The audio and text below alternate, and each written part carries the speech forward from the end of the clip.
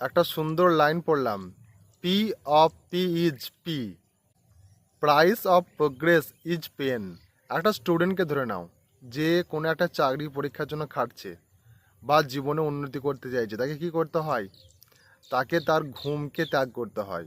একটা স্টুডেন্ট গভীর রাত পর্যন্ত পড়াশোনা করে, আবার সকালে উঠেই তাকে টিউশন কিংবা তার নিজের পড়াশোনায় মনোযোগ দিতে হয়। ঠিক তেমনই ধরো তুমি তোমার বডি বিল্ডিং করতে চাইছো, তাহলে তোমাকে ভারী ভারী ওয়েট তুলতে হবে, জিমে যেতে হবে, অনেক খাবারকে স্যাক্রিফাইস করতে হবে।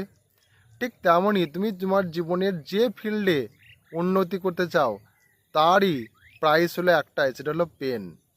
ডিফিকাল্টিজ, প্রবলেম, হার্ডশিপ এগুলো তো আসবেই আসবে, আর এগুলোকে তোমাকে কি করতে হবে? সহ্য করতে হবে, কারণ এটাই হচ্ছে প্রোগ্রেসের প্রাইস। তুমি কি আমার সঙ্গে সহমত? তাহলে অবশ্যই নিচে কমেন্ট জানাবে। Thanks for watching.